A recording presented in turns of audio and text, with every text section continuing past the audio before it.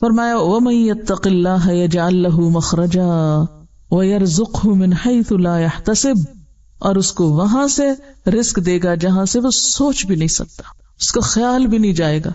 ایک تو تھا نا ہمارا خیال ہمیں یہاں سے مل سکتا ہے، ہم اس انسان سے فائدہ اٹھا لیں، ہم اس کی خوشامد کر لیں اور اس سے فائدہ اٹھا لیں. ایک یہ ذہنیت ہوتی ہے، ایک یہ مینٹالٹی ہوتی ہے جو انسانوں پہ بھروسہ کرتی ہے، اور ایک یہ ہوتی ہے کہ بندوں سے کمپلیٹ ٹوٹل استغنا، اصل توحید، پورے کا پورا بھروسہ صرف اللہ پہ. وہاں پھر جب وَمَن يَتَوَکَّلْ عَلَى اللَّهِ، جو اس طرح کا توکل کرتا ہے، فَهُوَ حَسْبُهُ، وہ اس کو کافی ہو جاتا ہے. ان اللہ بالغ امرہ، بے شک اللہ اپنے حکم کو، اپنے معاملے کو پہنچ کے رہے گا، اس کو اپنے فیصلے نافذ کرتے کچھ مشکل نہیں. قد جعل اللہ لکل شیء قدرا، اللہ نے ہر چیز کا ایک اندازہ مقرر کر رکھا ہے، ہر چیز کا ایک وقت، اس وقت تک صبر کرنے کی ضرورت ہوتی. ہم کیا چاہتے ہیں؟ ہم نے تقویٰ کر لیا، ہم نے توکل کر لیا، ہم نے کوشش کر لی، اب جلدی سے کام ہو جانا چاہیے جو ہم سوچ رہے ہیں. انتظار نہیں کرتے، صبر نہیں کرتے. اسی لیے آگے کیا فرمایا؟ وَلَا يُلَقَّاهَا إِلَّا الصَّابِرُونَ، اللہ کے وعدوں پہ یقین کر کے نیک عمل کرتے رہنے والے، اپنی رفتار میں کمی نہ آنے دینے والے، ساری مشکلات اور رکاوٹوں کے باوجود، ایسے لوگ وہی ہو سکتے ہیں جن کے اندر صبر ہو، اور صبر والے ہی پھر کامیاب ہوتے ہیں.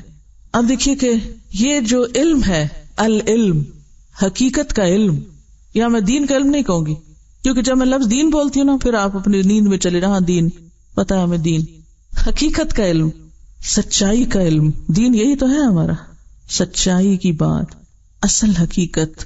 حقیقت کا علم کس کو ملتا ہے؟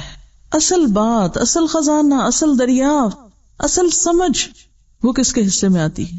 من یرد اللہ بہ خیرا یفقہہ فی الدین. اصل سمجھ محض چیزوں کے رٹنے سے نہیں آتی. سمجھ کا جو راز ہے وہ اللہ کا خوف ہے، جو اللہ سے ڈرتا ہے. واتقوا اللہ ویعلمکم اللہ، اللہ اس کو سکھا دیتا ہے، تھوڑے علم میں بھی بہت برکت ڈال دیتا ہے اور انسان کو بہت آگے پہنچا دیتا ہے. پھر تو یہ جو علم حقیقت ہے، یہ دنیا کی سب سے قیمتی چیز ہے کہ کسی شخص کو ریالٹی کا پتہ چل جائے، سچائی کا پتہ چل جائے، اصل حقیقتوں کا پتہ چل جائے.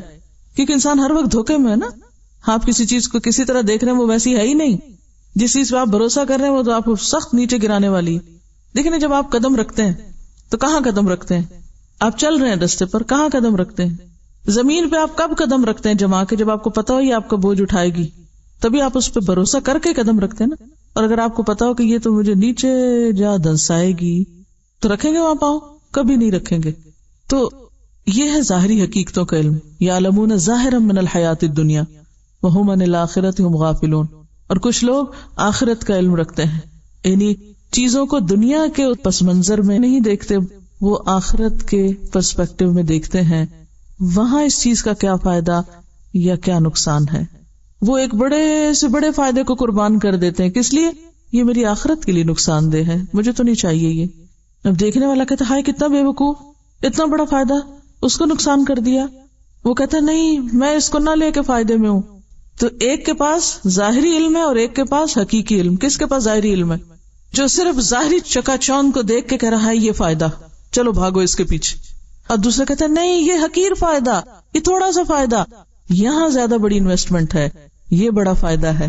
وہ دوسری طرف چل پڑتا ہے اور وہاں کوئی چکا چوند نہیں، کوئی ظاہری رونق نہیں، کوئی ورلڈلی گینز نہیں، کوئی مانیٹری گینز نہیں، کوئی فائدہ نہیں. انسان کہتا ہے یہ کتنا احمق ہے، اس کو کیا حاصل ہو رہا ہے، کیا مل رہا ہے، لیکن اس کی نظر میں اس کو بہت کچھ مل رہا ہوتا ہے. اور خاص طور پر جب دین کے لیے قربانی کرنے کا وقت آتا ہے نا، تو صرف وہی کر سکتے ہیں جن کے پاس حقیقت کا علم ہوتا ہے، کیونکہ ان کو پتا ہوتا ہے ان کے ذرے ذرے کا بھی ریوارڈ کتنا بڑا ہے اللہ کے پاس. اور جو صرف دنیا کے پیسوں میں تولتے ہیں ان چیزوں کو، وہ کبھی بھی اصل فائدہ نہیں اٹھا سکتے. بہرحال اب یہ ہے کہ حقیقت کا علم حاصل کرنے کے لیے ایک کوالٹی بے حد ضروری ہے، اور وہ ہے صبر. صبر اور ان لمیٹڈ صبر. کیونکہ اس کے لیے پھر کیا ہے، آپ کو بہت سے پریشرز لینے پڑیں گے، بہت سے دباؤ، بہت سی مخالفتیں، بہت سی چیزیں آپ کو اٹریکٹ کریں گی.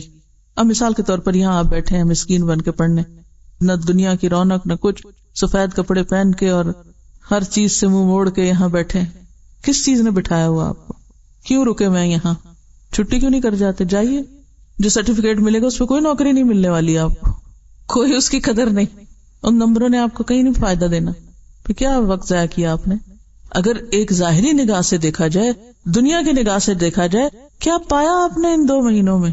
اتنا وقت لگا دیا، ظاہری نگاہوں سے تو کچھ بھی نہیں پایا، اگر آپ اس کو تولیں کہیں تو اس کا کوئی ایک من وزن نہیں نکلے گا.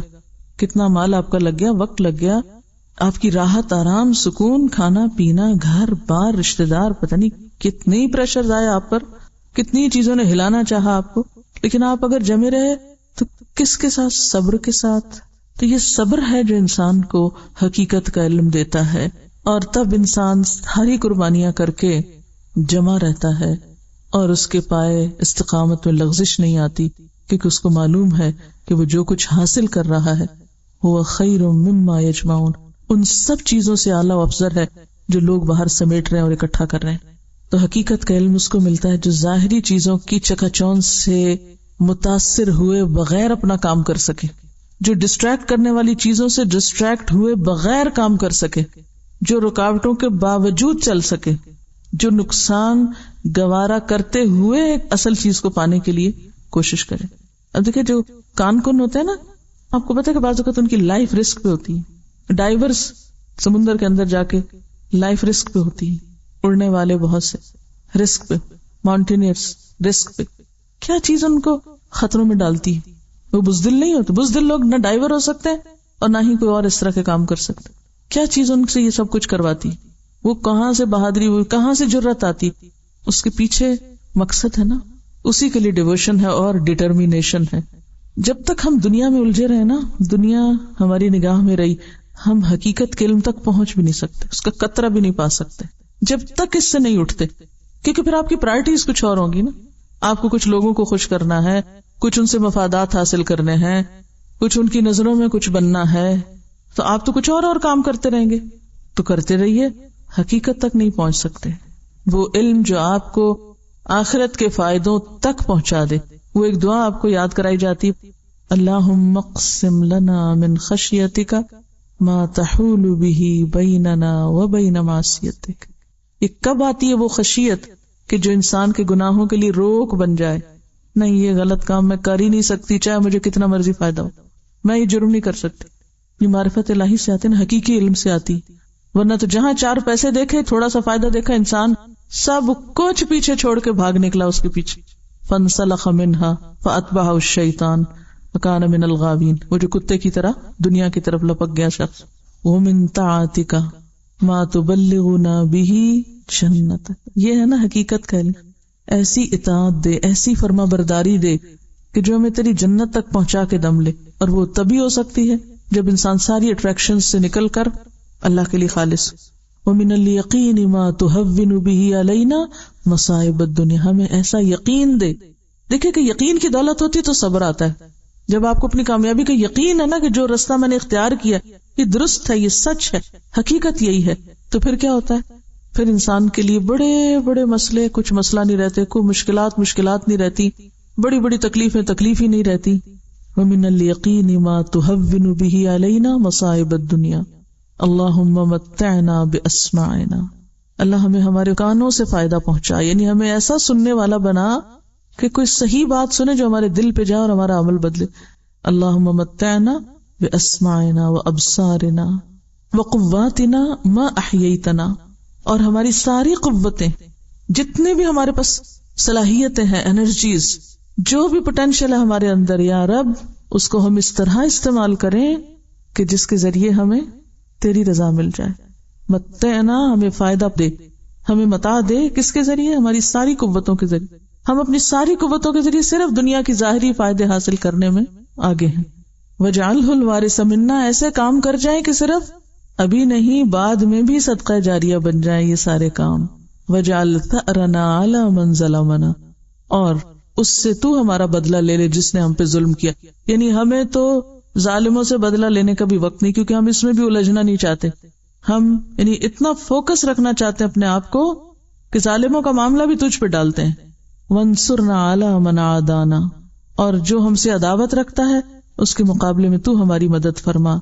ولا تجعل مصیبتنا فی دیننا، اور ہمارے دین میں مصیبت نہ ڈال، یعنی دین کا رستہ نہ ہم سے چھٹے.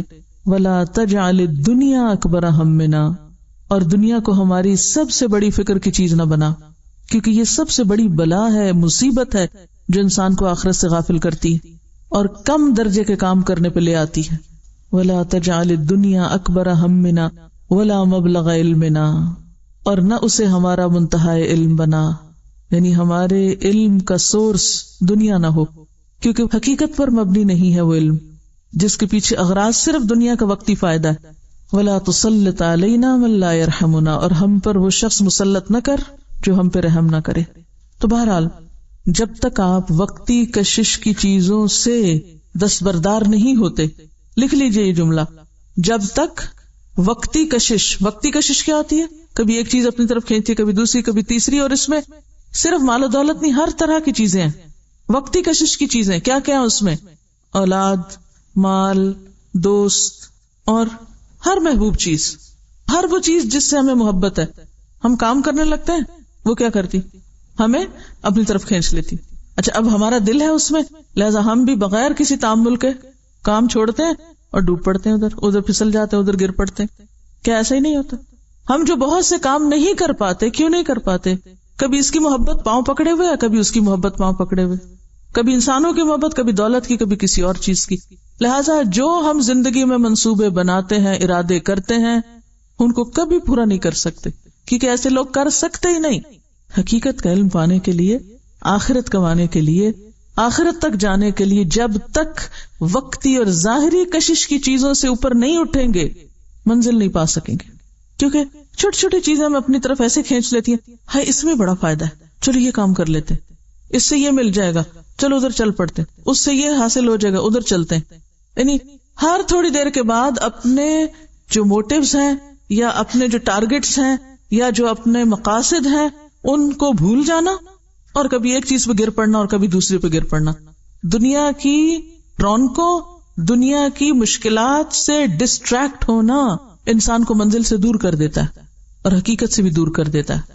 اب دیکھیے کہ دنیا کے اٹریکشن سے اوپر اٹھنا صبر کا مشکل ترین مرحلہ ہے، مشکل ترین صبر ہے. رونقوں کو چھوڑ کر بے رونق چیزوں کو اختیار کرنا، شہرت کو چھوڑ کر گمنامی اختیار کرنا، وقتی فائدوں کو چھوڑ کر بڑے فائدے پر نظر رکھنا، ظاہری نظر آنے والی چیزوں سے پیچھے جا کر اصل کو دیکھ لینا، اس دنیا میں رہتے ہوئے جنت کی خوشبو پا لینا، یہ کون کر سکتا ہے؟ صرف وہی جو انتہائی صبر کرنے والا ہو، سخت صبر کرنے والا. اور جو ایسا صبر نہ کرے اس کا علم اور حکمت میں کوئی حصہ نہیں ہے، علم اور حکمت میں کوئی حصہ نہیں ہے، اس کو خدا کی معرفت گویا ملی ہی نہیں ہے، چاہے وہ بڑی بڑی تفسیریں بھی لکھ ڈالے، وہ علم و حکمت نہیں پا سکتا. ٹھیک ہے، جو شخص ظاہری رونقوں سے اوپر نہ اٹھ سکے، ظاہری چمک دمک سے آگے نہ جا سکے، وہ علم و حکمت نہیں پا سکتا، وہ عمل صالح نہیں کر سکتا. یہ صرف صبر والوں کا کام ہے. اب آپ اگر اس وقت ساتھ ساتھ محدثین کی تاریخ پڑھ رہے ہوتے نا، کچھ کام کرنے والوں کے پیچھے کے حالات اور واقعات پڑھے، تو پھر آپ کو یہ باتیں عمل سے سمجھ میں آتی. صحابہ کرام کے اندر اگر ایک جوہر ہے تو وہ یہی کہ انہوں نے ظاہری رونقوں کے پیچھے اپنا منزل اور اپنا مقام رکھا. دنیا تو جانی والی چیز تھی، چلی گئی ان سے، لیکن وہ جو بلند منزلیں ان کو وہاں ملی، اور سب سے بڑا سرٹیفکیٹ رضی اللہ عنہم ورضوا عنہ، اصل لے کر چلے گئے. اور یہ عام لوگوں کے بس کی بات نہیں. دنیا سے چپکے ہوئے نا، اب جو زمین سے چپک جائے وہ اڑ سکتا؟ زمین سے چپکا ہوا اڑ نہیں سکتا.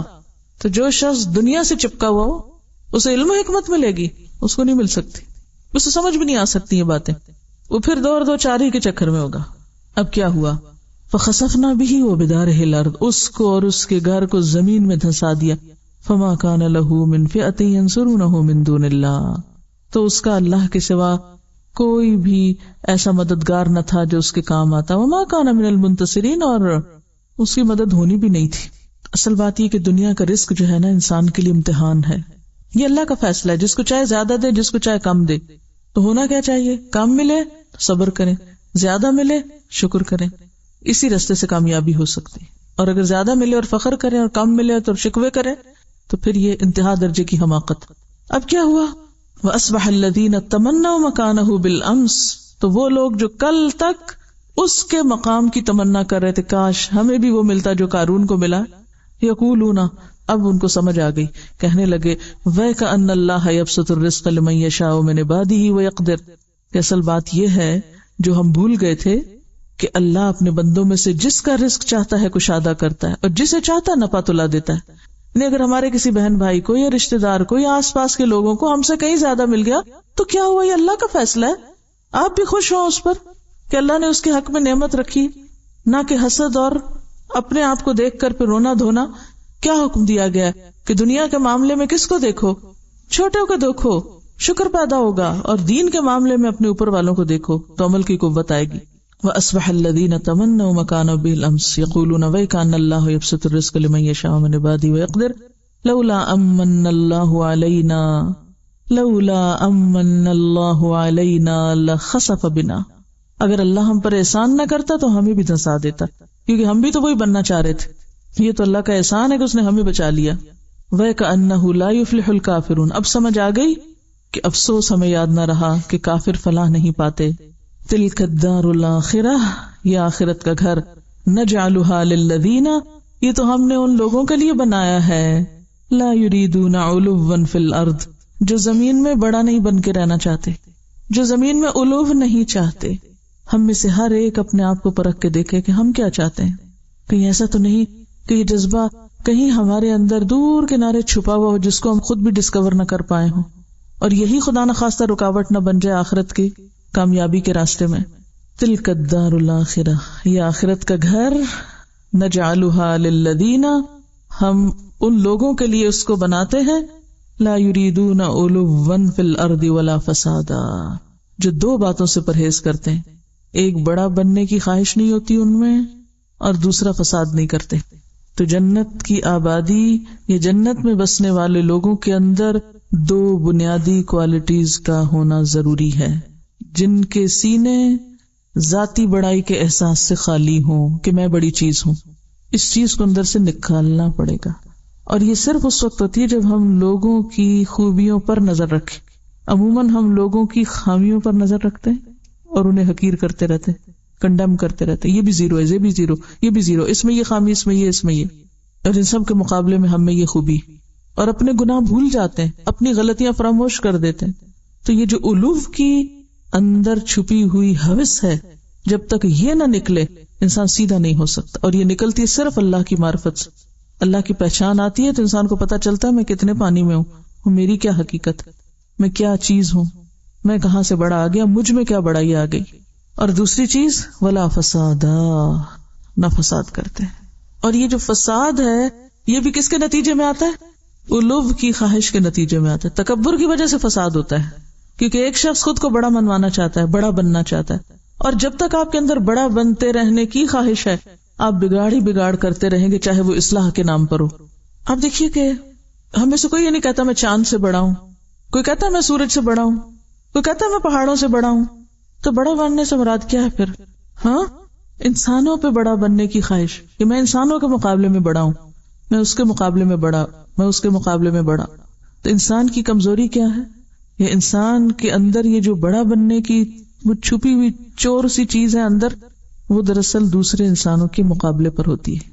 اسی کی وجہ سے پھر انسان دوسروں کے حق مارتا ہے، دوسروں سے زیادتی کرتا ہے، ان کی غیبت کرتا ہے، ان کے ساتھ غصہ کرتا ہے، ان سے شکوے شکایات کرتا ہے، ان کو برا بھلا کہتا ہے، ان پہ بڑبڑاتا ہے. سب خرابیاں یہاں سے جنم لیتی ہیں، سب گناہوں کا منبع یہی بڑا. اسی لیے فرمایا نا کہ وہ شخص جنت میں جا نہیں سکتا جس کے دل میں رائی کے دانے برابر بھی تکبر ہو. رائی کا دانا وہ نہیں جنت میں جا سکتا، کیونکہ رائی جتنا بھی رہ گیا نا وہ کینسر، تو اس نے پھر پھیل کے سارے جسم کو لپیٹ میں لے لینا اور ہلاکت کر دینی ہے. اینڈ ریزلٹ پھر وہی ہوگا، اتنا بھی چھٹ گیا باقی. تو جب تک پوری طرح ایلیمنیٹ نہیں ہوتا یہ جذبہ، اس وقت تک اصلاح نہیں ہو سکتی، نہ اپنی اور نہ دوسروں کی. وہ اصلاح کے نام پر بھی فساد کرتا رہے گا. اچھا، اس کا کیسے پتا چلتا ہے کہ ہمارے اندر بڑا بننے کی خواہش ہے کہ نہیں؟ تھوڑا سا سوچئے، جب کوئی آپ پہ تنقید کرتا ہے آپ کا کیا حال ہوتا ہے؟ اگر کوئی آپ کی بات کاٹ دے تو آپ کا کیا ری ایکشن ہوتا ہے؟ اگر کوئی آپ کو اہمیت نہ دے، بعض اوقات ایسا ہوتا ہے ہم دوسروں کی نگاہ میں اہمیت چاہتے ہیں ہمیں مانا جائے. کسی نے نہیں مانا آپ کو تو کیا ری ایکشن ہوتا ہے؟ کہاں کھڑے ہوتے ہیں پھر آپ کا اخلاق کہاں ہوتا ہے؟ تو اس جذبے کا پتہ آپ سب کو لگانا یہ آپ کا ہوم ورک ہے. اور ہوم ورک سے مراد آج سے کل کے دن تک نہیں ہے، یہ آئندہ زندگی کا ہوم ورک ہے. یہ آپ کی اسائنمنٹ ہے فار ایور، مرتے دم تک، کہ آپ نے اپنے اندر کے چھپے ہوئے اس چور کا پتہ لگانا کہ یہ کہاں ہے. اور یہ پتہ کہاں چلے گا؟ جب آپ لوگوں کے بیچ میں ہوں گے، معاملہ کر رہے ہوں گے، جب آپ پہ تنقید ہوگی تو آپ کیا کر رہے ہیں، جب آپ کی مخالفت ہوگی تو آپ کیا کر رہے ہیں، جب آپ کو نظر انداز کیا جائے، نظر انداز، تو آپ کیا کریں گے، جب آپ کو پیچھے کر دیا جائے تو آپ کیا کریں گے، جب آپ کو اہمیت نہ دی جائے، جب آپ کو پوچھا نہ جائے تو پھر آپ کیا کریں گے. پھر پتہ چلے گا کہ اندر بڑا بننے کی خواہش ہے یا نہیں. کسی کی زبان یا قلم یا انداز یا رویہ یا روش، کسی بھی چیز سے جب احساس برتری کو ٹھیس پہنچے، تو پھر آپ سمجھ لیجئے کہ یہاں معاملہ کچھ گڑبڑ ہے. دیکھیے، جب تک بندوں سے بے نیاز نہیں ہوتے نا، ان کی محبتوں سے، ان کی نفرتوں سے، ان کی تعریفوں سے، ان کی تنقیدوں سے، ان کے شکریہ سے، ان کی جزا سے، ان کے بدلے سے، ان کی طرف سے ملنے والے فائدوں سے جب تک بے نیاز نہیں ہوتے اور جب تک ایک اللہ کو نہیں پکڑتے ہر چیز میں، تو آپ اس مشکل سے نہیں نکل سکتے. کوئی کچھ کہہ دے تو انسان کو سوچنا چاہیے کہ پتہ نہیں میں تو اور بھی کتنا خراب ہوں، چلو شکر ہے اس نے اتنی بھی میری طرف توجہ دلائی، فوراً استغفار کرے. اچھا، عام طور پہ ہم کیا کرتے؟ فوراً جواز تلاش کرنے لگتے، فوراً جواب ڈھونڈنے لگتے، فوراً صفائی پیش کرنا شروع کر دیتے. بہت سے لوگوں کی اگر عام گفتگو کا جائزہ لیا جائے تو وہ صرف اپنے اعمال کی صفائی پیش کر رہے ہوتے ہیں، صرف عذر کر رہے ہوتے ہیں، صرف وجوہات بتا رہے ہوتے ہیں، یہ میں نے اس لیے نہیں کیا، یہ میں نے اس لیے نہیں کیا، یہ میرا یہ مقصد نہیں تھا، یہ میرا وہ وجہ نہیں تھی. یہ کیا چیز ہے؟ یہ کس قسم کی گفتگو ہے؟ کچھ اور ہے نا پیچھے جو آپ اپنی صفائی اور اپنی بڑائی بیان کیے چلے جا رہے ہیں. کوئی خاموش ہو جائے. اگر آپ سچے ہیں اللہ آپ کو سچا کر دے گا. آپ کو وہ واقعہ یاد ہوگا کہ غزوہ خیبر کے موقع پر جب آپ صلی اللہ علیہ وسلم نے غنائم تقسیم کیے تو ایک صحابی موجود نہیں تھے. آپ نے ان کا حصہ رکھ دیا. جب وہ آئے تو آپ نے ان کا حصہ ان کو دیا. رو پڑے، کہنے لگے اللہ کے رسول صلی اللہ علیہ وسلم، میں اس لیے تو یہاں نہیں آیا تھا، میں یہ لینے تو نہیں آیا تھا، میں اللہ کی راہ میں جہاد کرنے آیا ہوں، میں اس چیز کے لیے نہیں آیا تھا، میں تو شہادت کے لیے آیا تھا. گلے کی طرف اشارہ کیا، میں شہادت کے لیے آیا تھا. آپ نے فرمایا اگر تم اپنی بات میں سچے ہو تو اللہ تمہاری بات سچی کر دے گا. جو تم چاہتے ہو اللہ وہی تم کو دے گا، کیونکہ اللہ تو بندوں سے نیت کے ساتھ معاملہ کرتا ہے نا. جس نیت کے ساتھ تم آئے ہو وہ تمہاری نیت پوری کر دے گا. اور واقعی ایسا ہوا. اگلے سال وہ غزوے میں شریک ہوا اور اس کے گلے میں تیر لگا. جہاں اشارہ کیا تھا اس نے کہ یا رسول اللہ میں مال کے لیے نہیں آیا تھا، میں تو اپنی جان دینے آیا تھا اللہ کے راستے میں، مجھے تو اپنا رب چاہیے تھا، مجھے یہ چیزیں نہیں چاہیے تھی. تو آپ صلی اللہ علیہ وسلم کو جو خبر ہوئی تو آپ نے فرمایا اللہ نے اس کی بات سچی کر دی کیونکہ وہ سچا تھا. قرآن میں گواہی آتی رجال صدقوا ما عہد اللہ علیہ. اللہ گواہی دیتا ہے ایسے لوگوں کی، رجال صدقوا ما عہد اللہ علیہ. اللہ سے جو وعدے انہوں نے کیے تو سچے کر دکھائے، ان کی نیتیں سچی تھیں، اللہ نے ان کو وہی دیا. جو جس چیز کو چاہتا ہے نا اللہ اس کو وہی دے دیتا ہے. جو بندوں کی توجہ چاہتا ہے، جو بندوں سے تعریف چاہتا ہے، جو بندوں سے صلہ اور بدلہ چاہتا ہے، جو بندوں سے جزا چاہتا ہے، اللہ اس کو اتنی وہی دے دیتا ہے. یہ حقیر چاہیے لے جاؤ اور راضی رہو اسی پر، اور وہ بڑا نہیں ہے تمہارے لیے، اس سے آگے نہیں ہے. تو ہم سب کو سب سے پہلے تو اپنے ساتھ سچا ہونے کی ضرورت ہے، اپنے آپ کو خود دیکھنے کی ضرورت ہے، پھر اللہ کے ساتھ سچا ہونے کی ضرورت ہے. یاد رکھیے جب اللہ کے ساتھ سچا ہونے کی بات ہوگی اللہ ضرور امتحان میں ڈالے گا، ضرور ڈالے گا. یہ ہو نہیں سکتا کہ کوئی امتحان میں ڈالے بغیر اس کی سچائی باہر آئے، کیونکہ کھرا کھوٹا کیسے پگھلتا ہے، کیسے نکلتا ہے، کھرا کھوٹا کیسے سامنے آتا ہے، کیسے الگ ہوتا ہے. بھٹی پہ تپایا جائے تو پھر پتا چلتا ہے نا کون کھرا اور کون کھوٹا ہے. آزمائش کے بغیر تو کسی کا بھی درجہ اوپر نہیں ہوتا. تو ایک شخص جو اللہ کی خاطر نکلا ہو، اللہ کے دین سیکھنے کے لیے، اللہ کا دین سکھانے کے لیے، اس سے کوئی فرق نہیں پڑتا کہ کوئی اس کی تعریف کر رہا ہے، کوئی اس پہ تنقید کر رہا ہے، کوئی اسے شکریہ ادا کر رہا ہے یا نہیں، کوئی اس کو عزت دے رہا ہے یا نہیں، اس کو کچھ مل رہا ہے یا نہیں، کوئی فرق نہیں پڑتا. میں اس لیے تو نہیں آیا. جب اس کو کوئی سیٹ بیک ہوتا ہے، کوئی نقصان ہوتا ہے، کوئی اس کی ایکسپیکٹیشن ٹوٹتی ہے تو فوراً کیا کہتا ہے، میں اس لیے تو نہیں آیا تھا، میں اس لیے تو نہیں نکلا، میں اس لیے تو نہیں چلا، میں اس حقیر دنیا کے لیے تو نہیں آیا، مجھے کچھ اور چاہیے. وہ تو پھر دنیا کی طرف سے ملنے والے فائدوں پر بھی آنسو بہاتا ہے کہ یہ کیا ہوا، یا رب اس لیے تھوڑی کیا تھا، مجھے تو چاہیے تھا. اور میں تیرے سے کم کسی چیز پر راضی نہیں ہوں کہ تو مجھے نہ ملے اور یہ دنیا کی ٹھیکریاں مل جائے مجھے، تیرے سوا چھوٹی چیزوں پر میں راضی نہیں ہوں. تو جب تک اس سے اوپر نہیں اٹھیں گے، لا یریدون علوا فی الارض ولا فسادا، اس وقت تک وہ حاصل نہیں ہو سکتی جس کا وعدہ ہے. اور اللہ کتنا قدردان ہے، من جاء بالحسنہ، جو ایک نیکی لایا، فلہ خیر منہا، اللہ اس سے بہتر اس کو بدلہ دے گا. ومن جاء بالسیئہ، اور جو برائی لایا، جس نے برائی کی، فلا یجزی الذین عملوا السیئات الا ما كانوا یعملون، تو وہ نہ بدلہ دیے جائیں گے ان برائیوں کو جو انہوں نے کیے مگر وہی جو وہ عمل کرتے رہے. آخرت کا گھر ان لوگوں کے لیے ہے جو زمین پر اپنی بڑائی نہیں چاہتے اور فساد نہیں کرتے. تو اپنی بڑائی کے بارے میں یا تکبر کے بارے میں چند ایک احادیث یاد دہانی کے لیے رسول اللہ صلی اللہ علیہ وسلم نے فرمایا، کیا میں تم کو اہل جنت کے بارے میں بتا دوں کہ جنت والے کون ہیں؟ یاد رکھو، ہر وہ ضعیف اور کمزور شخص جس کو لوگ حقیر اور ضعیف سمجھیں. جنت کے بادشاہ کون؟ اہل جنت کون؟ جسے لوگ کمزور اور ضعیف سمجھے، ناکارہ سمجھے.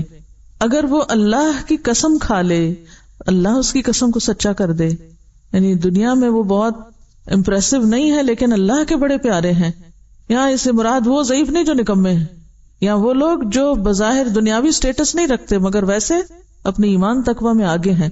اور کہا میں تم کو ان لوگوں کے بارے میں بتا دوں جو دوزخ والے ہیں، ہر وہ شخص جو جھوٹی اور لغو بات پر سخت جھگڑا کرے، یعنی بے بنیاد باتوں پر جھگڑا چھیڑے، درست مزاج، مال جمع کرنے والا اور متکبر ہو. رسول اللہ صلی اللہ علیہ وسلم نے فرمایا، جس شخص کے دل میں رائی کے برابر بھی تکبر ہوگا وہ جنت میں نہ جائے گا. ایک شخص نے عرض کیا، ہر کوئی اس بات کو پسند کرتا ہے کہ اس کا لباس اچھا ہو، اس کا جوتا اچھا ہو. آپ نے فرمایا، اللہ تعالیٰ جمیل ہے اور جمال پسند کرتا ہے. تکبر کہتے ہیں بطر الحق و غمط الناس، حق کا انکار اور لوگوں کو حقیر سمجھنا. تو یاد رکھیے، لوگوں میں سارے لوگ آتے ہیں، چاہے مسلم ہو یا نان مسلم ہو یا کوئی بھی. ہمیں اگر اپنے مسلمان ہونے پہ فخر ہے تو دوسروں تک اگر ہم نے پیغام ابھی تک نہیں پہنچایا اور وہ اسلام سے لابلد ہیں تو ان کو حقیر سمجھنے کا آپ کو حق کس نے دیا ہے؟ آپ کو کیا خبر کہ ان کی لا علمی اور ان کے حالات کی وجہ سے اللہ تعالیٰ ان کو تو چھوڑ دے اور پکڑ لے آپ جیسے فخر کرنے والوں کو جو صرف دین کو اپنی ہی جائیداد بنا کے بیٹھ گئے اور اپنا ہی ورثہ سمجھ لیا. حالانکہ یہ دین تو کس کے لیے تھا؟ پوری دنیا کے لیے تھا، سارے انسانوں کے لیے تھا. قصور بھی ہمارا کہ پہنچایا نہیں. پھر جو خود کے پاس ہے اس پہ فخر اور دوسروں کے پاس نہیں تو ان کو حقیر سمجھا جا رہا ہے. کوئی حق نہیں ہمیں کسی کو حقیر سمجھنے کا اور کوئی حق نہیں ہمیں فخر کرنے کا. اللہ ہی بہتر جانتا ہے کہ کون کہاں ہے.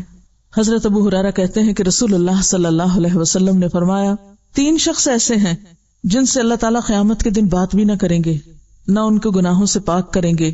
ایک تو بوڑھا زانی، دوسرے جھوٹا بادشاہ، تیسرے مفلس تکبر کرنے والا، یعنی غریب بھی اور متکبر بھی ہے بھی کچھ نہیں پاس، کوئی دے تو اس پہ اکڑ بھی. رسول اللہ صلی اللہ علیہ وسلم نے فرمایا، اللہ تعالیٰ فرماتے ہیں، بزرگی میری چادر ہے، عظمت میرا تیبند، پس جو شخص ان دونوں میں سے کسی ایک کو مجھ سے چھینے میں اس کو دوزخ کی آگ میں ڈالوں گا. یعنی کسی کو بڑا بننے کا حق نہیں. لا یریدون علوا فی الارض ولا فسادا. رسول اللہ صلی اللہ علیہ وسلم نے فرمایا، ایک شخص ہے جو ہمیشہ اپنے آپ کو بزرگ و برتر سمجھتا ہے. سنیے اس بات کو غور سے.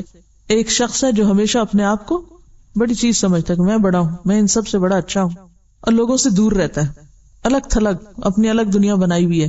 یعنی گھل مل کے نہیں رہتا. کیوں نہیں گھل مل کے رہتا؟ اس کو ہر ایک میں کوئی نہ کوئی نقص نظر آتا ہے، یہ ایسا خراب، یہ ویسا خراب، یہ ویسا خراب. تبھی تو نہ وہ کسی سے محبت کر سکتا، نہ لوگ اس سے محبت کرتے ہیں. جو محبت دینا نہیں جانتا وہ لینے کے بھی قابل نہیں ہوتا. یہاں تک کہ اس کا نام متکبروں اور سرکشوں میں لکھ دیا جاتا ہے. یعنی ایسا شخص اللہ کو پسند نہیں. پھر جو مصیبت دنیا اور آخرت میں سرکشوں پہ پڑتی ہے وہی اس کو پہنچتی ہے، اس کا بھی پر انجام انہی کے ساتھ ہوتا ہے. کبھی اپنے آپ کو دوسروں سے بہتر نہ سمجھے. کہیں کمپیریزن ہونے لگے اندر نفس میں، فوراً سوچے پتہ نہیں اس کے اندر کون سی خوبی ہے جو ظاہر نہیں مجھ پہ، کیونکہ میں تو جاہل ہوں نا. پتہ نہیں اس کے اندر کون سی ایسی بھلائی ہے، پتہ نہیں اس کی نیت کتنی خالص ہوگی، پتہ نہیں اس کے اندر کون سی اچھائی ہوگی. کل قیامت کے دن جن کو آج ہم حقیر سمجھے بیٹھے ہیں، وہ اگر وہ اونچے چلے گئے اور ہم نیچے کہیں بیٹھے ہوئے تو کیا ہوگا؟ کیونکہ ساری خرابیاں، جتنی اخلاقی خرابیاں، سب شروع یہیں سے ہوتی ہیں، اپنے آپ کو اچھا سمجھنے سے. سب کی ابتدا یہیں سے ہوتی. تو جہاں سمجھے، جہاں یہ نفس میں یہ فتنہ اٹھنے لگے میں بہتر ہوں، اور جس کے ساتھ خود کو کمپیئر کر رہے ہیں، فوراً سوچیں پتہ نہیں اس کے اندر کیا خوبی اور بھلائی ہوگی جو میرے اندر نہیں. میں اپنی صرف کسی ایک بات کی وجہ سے اپنے آپ کو اچھا سمجھ رہی ہوں، کیا معلوم کسی اور کے اندر کیا کیا اچھائیاں چھپی ہوئی ہیں. کیونکہ اللہ کے بہت سے بندے ایسے ہیں جو اپنی نیکی ظاہر بھی نہیں کرنا چاہتے اور آپ کو پتہ ہی نہیں، اور آپ ان کے بارے میں معلوم نہیں کیا سے کیا گمان کیے بیٹھے. رسول اللہ صلی اللہ علیہ وسلم نے فرمایا بدترین بندہ وہ ہے، بدترین، جس نے اپنے آپ کو دوسروں سے بہتر جانا، جس نے اپنے آپ کو دوسروں سے بہتر جانا اور تکبر کیا اور اللہ بزرگ و برتر کو بھول گیا. بدترین ہے وہ بندہ جس نے لوگوں پہ جبر اور قہر کیا اور خداوند قہار و جبار کو بھول گیا. بدترین ہے وہ بندہ جو دین کے کاموں کو بھول گیا اور دنیا کے کاموں میں محو ہو گیا اور قبروں اور جسم کی بوسیدگی کے خیال کو فراموش کر دیا. مرنے کو بھول گیا، وہ اتنا دنیا میں منغمک ہوا. بدترین ہے وہ بندہ جس نے فساد ڈالا، حد سے تجاوز کر گیا اور اپنی ابتدا اور انتہا کو بھول گیا. ابتدا بھی انسان اگر اپنی یاد رکھے تو کبھی تکبر نہ آئے. جب وہ خون کا لوتھڑا تھا، جب اس کی کوئی شکل نہ تھی، وہ مضغہ تھا، وہ علقہ تھا. حضرت ابو ہریرہ کہتے ہیں کہ رسول اللہ صلی اللہ علیہ وسلم نے فرمایا 3 چیزیں نجات دینے والی ہیں، انسان کو بچانے والی ہیں، سیو کرنے والی، اور 3 ہلاک کرنے والی. نجات دینے والی چیزیں، نمبر 1 ظاہر و باطن میں اللہ سے ڈرنا، نمبر 2 خوشی اور ناخوشی دونوں حالتوں میں حق بات کہنا، انصاف کی بات کرنا. یعنی کسی کے بارے میں آپ خوش ہیں کہ اس نے آپ کو کوئی فائدہ پہنچایا ہوا ہے، یا کسی سے ناراض ہیں، بات انصاف ہی کی ہو. نمبر 3 دولت مندی اور فقیری دونوں حالتوں میں اعتدال اختیار کرنا، زیادہ ہے تب بھی، تھوڑا ہے تب بھی، اعتدال سے زندگی بسر کرنا. یہ نہیں کہ جب زیادہ ہو تو انسان پھولنے لگ جائے، اترانے لگ جائے اور یہ سمجھے یہ سب میرے زور بازو اور میرے علم کا نتیجہ، اور جب کچھ نہ رہے تو مایوس ہو جائے. دیکھیے مایوس کیوں ہوتا ہے انسان؟ مایوس صرف وہ شخص ہوتا ہے جو اپنی کامیابیوں کو اپنی قوت اور اپنے علم اور اپنی صلاحیت کا نتیجہ سمجھتا ہے. تو جب تک تو زور ہوتا ہے نا تو وہ سمجھتا ہے میں بڑی چیز ہوں. جب زور ختم ہو جاتا ہے اب وہ بے بس ہوتا ہے اور اسے پتہ چل جاتا ہے اب میں کچھ نہیں کر سکتا، پھر وہ انتہائی مایوس ہو جاتا ہے. ایک انتہا پہ تکبر ہے اور دوسرے انتہا پہ مایوسی ہے. جو معتدل انسان ہوتا ہے نہ وہ پھولتا اور اتراتا ہے، نہ وہ خوشی میں آپے سے باہر ہوتا ہے اور نہ وہ غم میں آپے سے باہر ہوتا ہے. وہ مایوس بھی نہیں ہوتا، وہ آخری درجے تک اللہ کی رحمت سے امید رکھتا ہے کہ میرا رب مجھے تنہا نہیں کرے گا، میرا رب مجھے رسوا نہیں کرے گا، میرا رب میرے ساتھ ہے. کلا ان معی ربی سیہدینی، میرا رب میرے ساتھ ہے، مجھے راہ دکھا دے گا. تو نیکیوں پہ پھولنا اور جب نیکی کی توفیق نہ مایوس ہو کے بیٹھ جائے، نہیں، دونوں انتہائی رویے ہیں جو نقصان دہ ہیں. جو شخص ہمیشہ واقعی سچے دل سے ہی سمجھتا نا میرے پاس جو کچھ بھی ہے یہ میرے رب کا دیا ہوا، میرا نہیں ہے، تو جب وہ چیز نہیں بھی رہتی نا پھر بھی وہ کہتا ہے اللہ تیرا شکر، تو نے دیا. جیسے ایوب علیہ السلام، تو نے دیا تیرا شکر، تو نے لیا تیرا شکر. وہ جانے پہ کسی چیز کے ناراض نہیں ہوتا اپنے رب سے، وہ مایوس نہیں ہے، کہتا رب تو نے دیا تھا نا، تیرا مال، تیری امانت. اور یہی وجہ کہ ایسے لوگ بڑے بڑے صدموں میں بھی اپنے آپ کو سنبھالے رکھتے ہیں. وہ اپنے ہوش و آواز گم نہیں کر بیٹھتے، وہ کسی نقصان پر خود کو نہیں نقصان پہنچا دیتے، وہ کسی کے مرنے کی خبر سن کے خود کو نہیں مار بیٹھتے، کیونکہ وہ اعتدال میں ہے. اور ہلاک کرنے والی چیزیں، نمبر 1 وہ خواہش نفس جس کی پیروی کی جائے، یعنی جو دل میں اب انسان کرنا شروع کر دے، وہ خواہش نفس جس کی پیروی کی جائے، وہ حرص اور بخل جس کا انسان غلام بن جائے، اور آدمی کا اپنے آپ کو دوسروں سے بہتر خیال کرنا. ہم سب اپنا جائزہ لیں. اتنا افسوس اور دکھ ہوتا ہے بعض اوقات اچھے بھلے دیندار پڑھے لکھے لوگوں کو کہ جن کو تھوڑی سی 4 باتیں دین کی پتہ چل جائے وہ باقی سب کو بے وقوف سمجھنے لگتے ہیں اور حقیر سمجھنے لگتے ہیں اور اپنے آپ کو بڑی چیز سمجھنے لگتے ہیں. ہر ایک پہ انگلی اٹھانا پھر فرض سمجھتے ہیں، ہر ایک کی غیبت کرنا اور پیچھے بیٹھ کے ان کی باتیں کرنا